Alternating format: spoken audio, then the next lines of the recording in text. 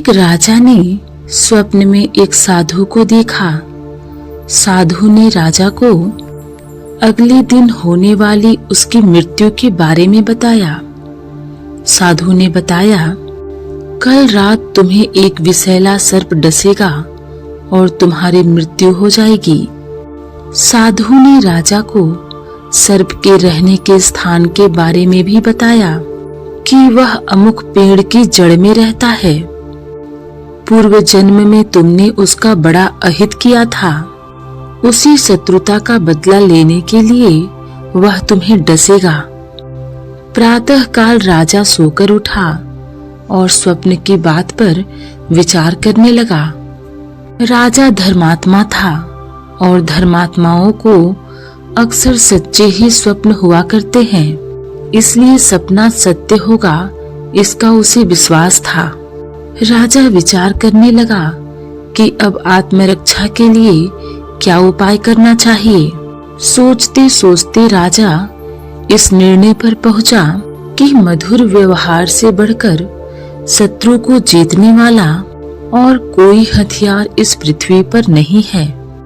राजा को यह ज्ञात था कि उसे मृत्यु देने के लिए आने वाला सर्प कहाँ रहता है। वह अपने सेवक भेजकर उस सर्प को वहीं मरवा सकता था, लेकिन उसने ऐसा नहीं किया। उसने सर्प के साथ मधुर व्यवहार करके उसका मन बदल देने का निश्चय किया। संध्या होते ही राजा ने उस पेड़ की जड़ जिसमें सर्प रहता था वहां से लेकर अपने शयन तक फूलों का बिछौना बिछवा दिया।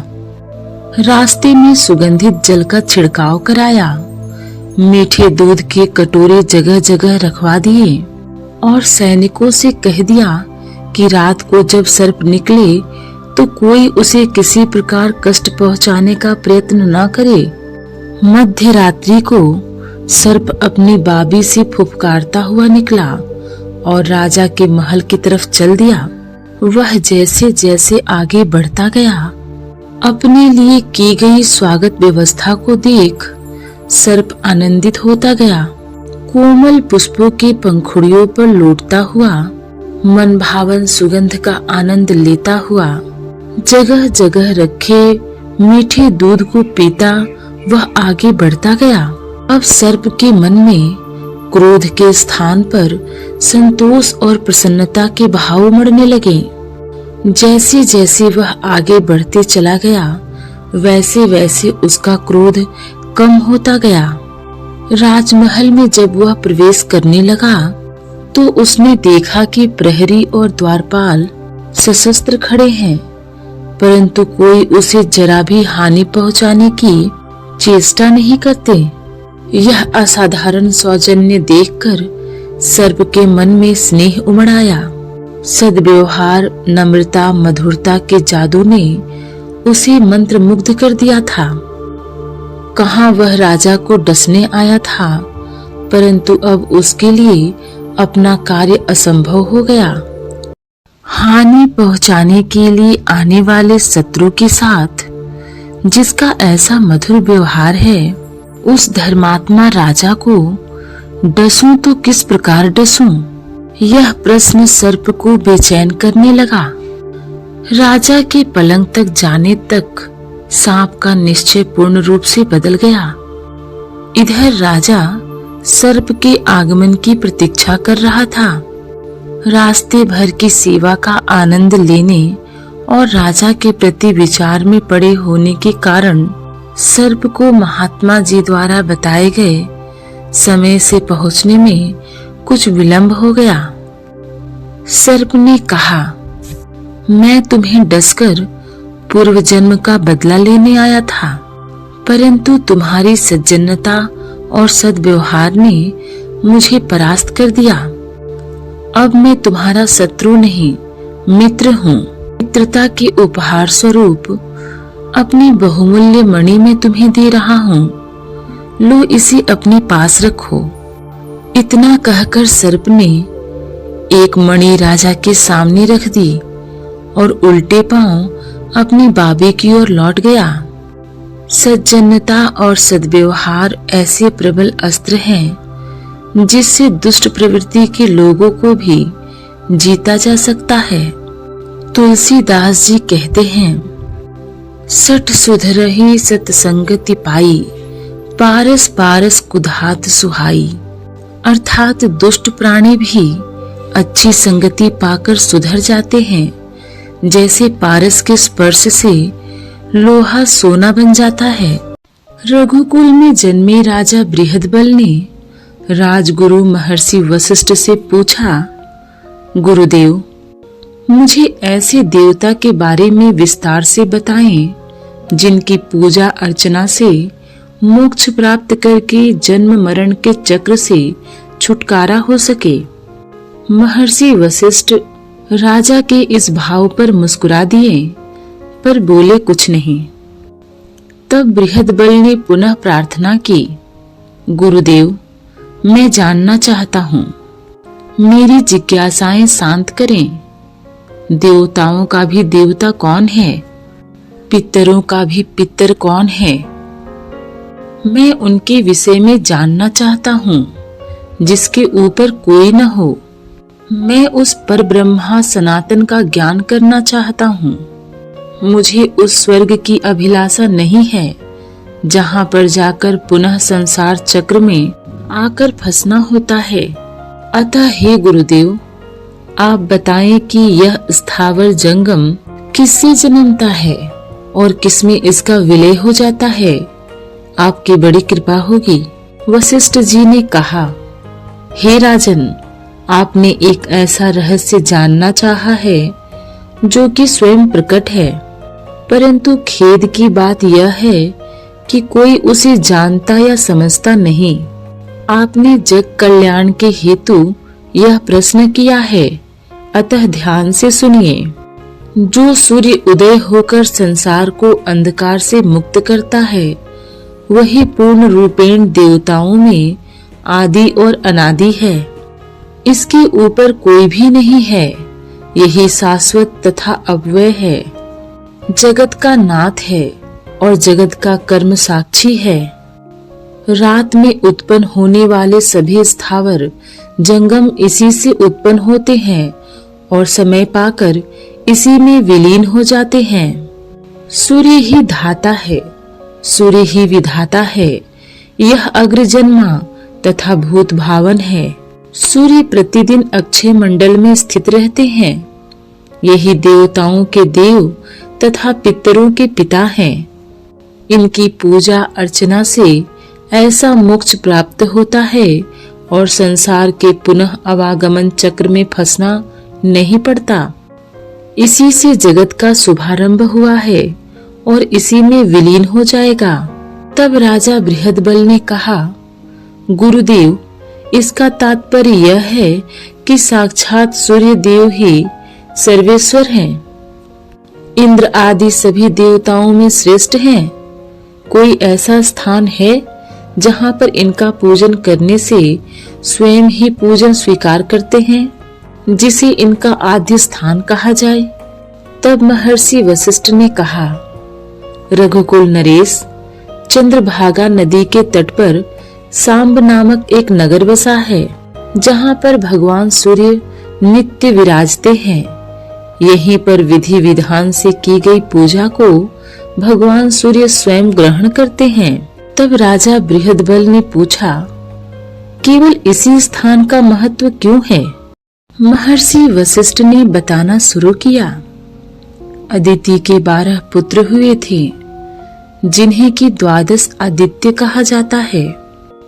इन 12 आदित्यों में से 10वें आदि विष्णु नामक अदिति के पुत्र हैं।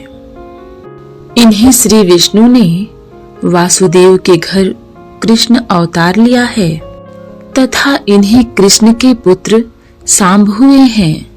एक बार श्री कृष्ण अपने साथ ब्रह्मा के मानस पुत्र नारद जी को लेकर द्वारका में आए। देवर्षि नारद को देखकर सभी उनका स्वागत सत्कार करने लगे, परंतु राजकुमार सांब मूर्खतावश उनकी उपेक्षा और परिहास करता रहा। नारद जी को क्रोध आ गया और उन्होंने उसकी मति सुधारने का मन बना लिया। आतिथ्य लाभ लेने के बाद विदा होते समय नारद ने श्री कृष्ण को कहा, आपके पुत्र सांब का रूप और यौवन इतना मनोहर है कि संसार की कोई भी स्त्री उसे देखकर विचलित हो जाए। मुझे तो ऐसा प्रतीत होता है कि आपकी 16,000 रानियां भी उस पर मोहित हैं। इस बात पर श्री कृष्ण ने विश्वास नहीं किया और बात आई गई हो गई। कुछ समय के उपरांत नारद पुनः द्वारका आए। इस समय श्री कृष्ण रेवतक पर्वत पर एक उद्यान में अपनी रानियों के साथ क्रीड़ा कर रहे थे। सभी रानियों ने भरपूर श्रृंगार कर रखा था और कुछ ने काम क्रीड़ार्थ न्यूनतम वस्त्र पहन रखे थे।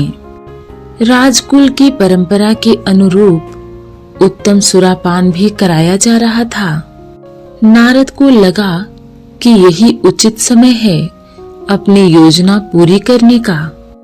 वह सांब के पास जाकर बोले कि रेतक पर्वत पर स्थित तुम्हारे पिता तुम्हें बुला रहे हैं। यह बात सुनकर सांब तुरंत ही वहां पहुंच गया और पिता कृष्ण को प्रणाम करके खड़ा हो गया। सांब श्री कृष्ण का छाया रूप दिखता था। कुछ रानियों ने जिन्होंने सुरापान कर लिया था, वे सांब के प्रति कामुक हो विचलित हो उठी, किंतु सांब तो उन्हें मातृवत ही देख रहा था। तभी नारद ने वहां प्रवेश किया। उन्हें देखकर रानियां जिस स्थिति में थीं, वैसे ही आदर भाव में खड़ी हो गईं। अपनी रानियों को अस्त व्यस्त वस्त्रों में किसी परपुरुष के सामने ऐसी स्थिति में देखकर श्री कृष्ण को क्रोध आ गया। क्रोध में उन्होंने रानियों को श्राप दे दिया, हे रानियों, तुम्हें इस दशा में देखकर तथा परपुरुष में आसक्त देखकर श्राप देता हूँ कि तुम्हें पति सुख ना मिले, स्वर्ग ना मिले तथा डाकुओं के ही संपर्क में रह सकोगी। इसके बाद श्री कृष्ण ने सांब को भी श्राप देते हुए कहा, सांब, तुम्हारे जिस अनंत यौवन को देखकर ये रानियां विचलित हुई, यह कोढ़ से नष्ट हो जाएगा।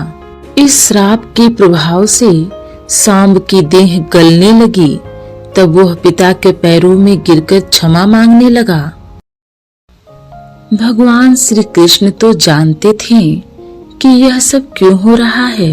वह नारद की चाल भी समझते थे, किंतु नारद उनके अतिथि थे और उनका अपमान हुआ था, इसलिए इसका दंड तो पुत्र को देना ही था। अन्यथा नारद कहते कि स्वयं श्री कृष्ण ने उनसे न्याय नहीं किया और द्वारका में नारद का अपमान हुआ। इधर सांब अपने पिता से बार बार याचना करने लगे, तो श्री कृष्ण ने कहा, इसका उपाय इस संसार में नारद जी के अतिरिक्त कोई बता ही नहीं सकता। मेरे श्राप से मुक्ति का मार्ग यदि किसी को पता है तो वह सिर्फ नारद जी हैं। तब सांब नारद जी के पैरों में गिरकर क्षमा याचना करने लगा। नारद जी के मन से सांब के प्रति मैल धुल चुका था। श्री कृष्ण की इस लीला से वह विभोर हो गए। तब देवर्षि नारद ने सांब को कहा, तब महर्षि नारद ने सांब को कहा, इस कोढ़ से मुक्ति का एक ही मार्ग है। तुम सूर्य नारायण की कठोर उपासना करके उन्हें प्रसन्न करो। वह समस्त आरोग्य प्रदाता हैं, कोढ़ से मुक्ति दिलाएंगे। इतनी कथा सुनाने के बाद वशिष्ठ जी कुछ पल के लिए रुके, तो राजा बृहदबल ने कौतूहल में भरकर पूछा, गुरुवर, आगे क्या हुआ? श्री कृष्ण के श्राप से रानियों के साथ क्या हुआ? सब जानने को मैं उत्सुक हूँ। तब महर्षि वशिष्ठ बोले, हे राजन, श्री कृष्ण पृथ्वी लोक पर जिस कार्य के लिए आए थे वह प्रयोजन पूरा हो चुका था। उन्हें अपने लोक को जाना था, परंतु पृथ्वी लोक के ऐश्वर्य के मोह में उनकी रानियां फंस गईं। वे मोह माया से मुक्त नहीं हो पा रही थीं। इसलिए श्री कृष्ण की माया से यह सब हुआ था। श्राप प्राप्त होने पर रानियों को स्वर्ग न मिल सका और वे भटकने लगी। जब भगवान अपने लोक चले गए और यदुकुल का नाश हो गया, तो अर्जुन इन रानियों को लेकर अपने राज्य की ओर चले ताकि इनकी देखभाल आदि हो सके। पंचनद प्रदेश में अर्जुन को डाकुओं ने घेर लिया। श्री कृष्ण के पृथ्वी त्याग के उपरांत अर्जुन का भी प्रभाव समाप्त हो गया था। उस पर से स्वयं श्री कृष्ण का श्राप भी था। इसलिए अर्जुन डाकुओं से भगवान की रानियों की रक्षा न कर सके। डाकू रानियों को छीन कर ले गए। इधर नारद से उपाय जानकर कृष्ण पुत्र सांब ने मैत्रेय वन में रहकर 12 वर्षों तक सूर्योपासना की, जिससे उन्हें श्राप से मुक्ति मिली। व्याधि से मुक्ति मिलने के बाद सांब ने अनेक स्थानों पर भगवान सूर्य के मंदिर की स्थापना की। जहाँ सांब को श्राप से मुक्ति मिली थी, वहीं सांब नगर है और वहीं पर सांब ने एक सूर्य मंदिर बनवाया।